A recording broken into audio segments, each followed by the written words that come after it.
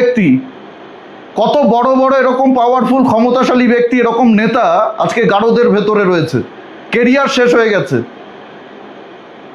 এত স্পর্ধা, এত পাওয়ার কেন কেন দেখাচ্ছিল? কি কারণে দেখাচ্ছিল? কি চাইছিল? আবার উত্তরবঙ্গের মাটি অশান্ত করতে। উত্তরবঙ্গে যখন উন্নয়নের প্রকল্প নিয়ে সরকার চিন্তা ভাবনা করছে, এইমসের চিন্তা ভাবনা করছে, উত্তরবঙ্গে যখন মেট্রো রেলের চিন্তা ভাবনা করছে, ইউনিভার্সিটি বানানোর চিন্তা ভাবনা করছে নতুন নতুন, তখন এই নোংরামিগুলো শুরু হয়ে গেছে। এতদিন তৃণমূল ছিল, এতদিন তো এই নোংরামি করেনি, এতদিন তো নগেন ঢোড়ার সাহস হয়নি, এতদিন তো এইসব অবাঞ্ছিত যেসব রয়েছে অশিক্ষিত মূর্খগুলোর, এদের তো এতদিন স্পর্ধা হয়নি নেতাজিকে নিয়ে এই নোংরামিটা করার। আজকে এরা নোংরামিটা করছে। একদম ঠিক করেছেন মাননীয় মুখ্যমন্ত্রী, আপনাকে স্যালুট, আরও একবার স্যালুট, কোটি কোটি প্রণাম আপনাকে। সত্যি আমরা সবাই একেবারে মন থেকে, এটা মানে দেখে যে কি পরিমাণে বুকের ভেতরে জ্বালা হচ্ছিল এতদিন ধরে, আমি আপনাদেরকে বোঝাতে পারবো না। সত্যি আমি ভাষায় প্রকাশ করতে পারবো না আপনাদেরকে। প্রতিদিন যখন সকালে উঠে দেখতাম না নেতাজিকে নিয়ে, আমাদের ন্যাশনাল হিরো, আমাদের রাষ্ট্রের হিরো, তাকে নিয়ে এই নোংরামিগুলো হতো না, সহ্য করতে পারতাম না। আপনারা জানেন, দেখে শরীরে রক্ত টকবক করে ফুটতো। কিছু অশিক্ষিত লোক সকালবেলায় উঠে এই নোংরামিগুলো চালাচ্ছে, নেতাজিকে নিয়ে উল্টো পাল্টা বলছে, হুমকি দিচ্ছে, থ্রেট করছে, তার প্রতিবাদ করলে বলছে আমরা বাংলাদেশি, আর আমার ঠাকুরদা, আমার বাবা, সবাই, আমি এই দেশে জন্মগ্রহণ করেছি, এই রাজ্যে জন্মগ্রহণ করেছি, আমরা প্রতিবাদ করলেই বাংলাদেশি, আমাদেরকে নিয়ে নোংরামি। মনীন্দ্র বর্মন একজন শিক্ষিত মার্জিত ভদ্রলোক রাজবংশী সম্প্রদায়ের, সে যখন এই বিষয়টা নিয়ে প্রতিবাদ করেছে, তার বাবা মা তুলে গালিগালাজ করা হচ্ছে।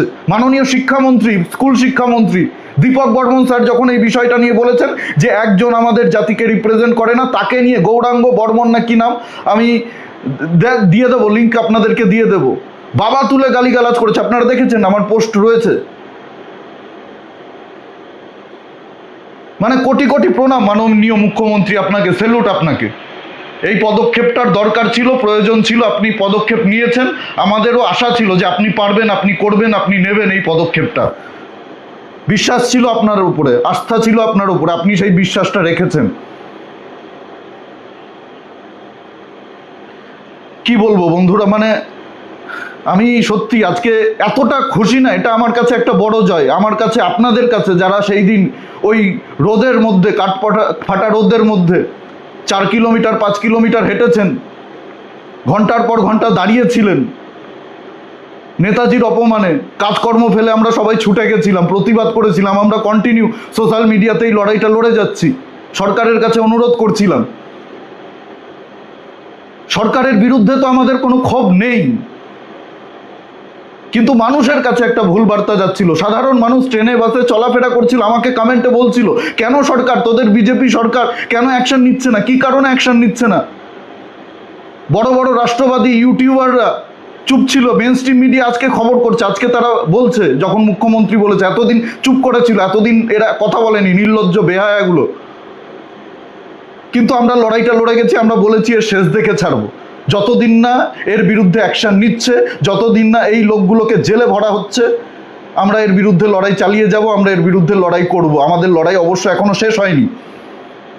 ওই নগেন্দ্র আসল কালপ্রিট, আসল মাথা, যার ইন্ধনে, যার উস্কানিতে এই পুরো নোংরামিটা চলছিল, তার বিরুদ্ধে অ্যাকশন না নেওয়া পর্যন্ত আমাদের এই লড়াই চলবে। কিন্তু সরকারকে, রাজ্যের সরকারকে আমি ধন্যবাদ জানাচ্ছি, মাননীয় মুখ্যমন্ত্রীকে আমি ধন্যবাদ জানাচ্ছি আরও একবার। প্রণাম আপনাকে, প্রণাম। আপনি কথা রেখেছেন স্যার।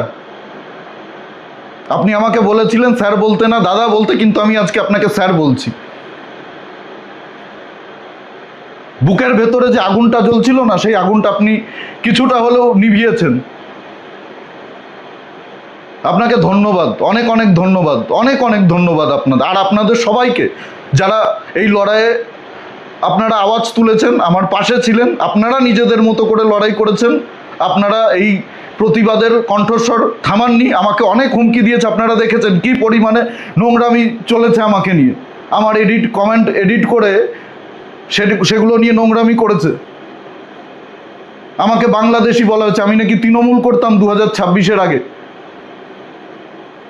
আমার নামে অপপ্রচার, কন্টিনিউ অপপ্রচার, সব কিছু হুমকি ধমকি, মেসেজে মা বাবা তুলে গালাগালি। কি করেনি? কমেন্ট এখনো আছে, দেখবেন প্রচুর কমেন্ট আছে। আজকে আপনারা কোথায় পালাবেন? কে বাঁচাবে আপনাদেরকে? নগেন বাঁচাবে? কোনো নেতা বাঁচাতে আসবে? এই যে বাড়াবাড়িগুলো করছিলেন, আপনাদেরকে আগেই সাবধান করেছিলাম, রাষ্ট্রের ওপরে কেউ নেই, রাষ্ট্রের থেকে শক্তিশালী কেউ না।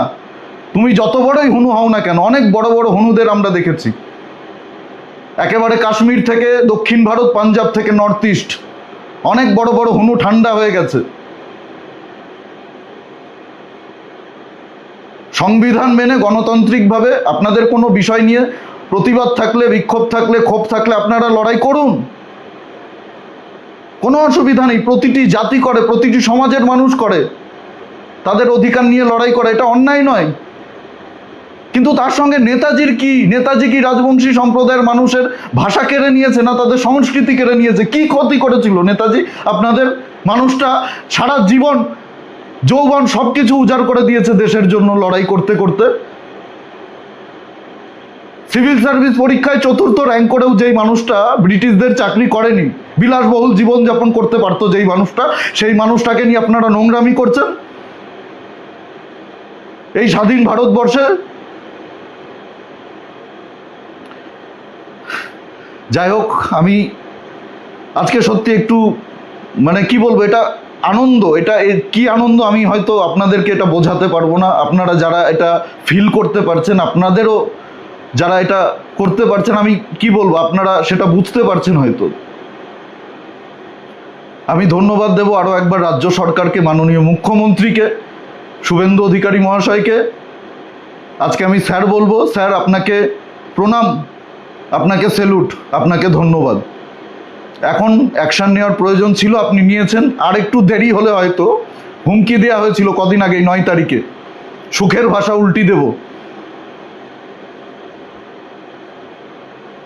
বড় সড়ো একটা পরিকল্পনা চলছিল।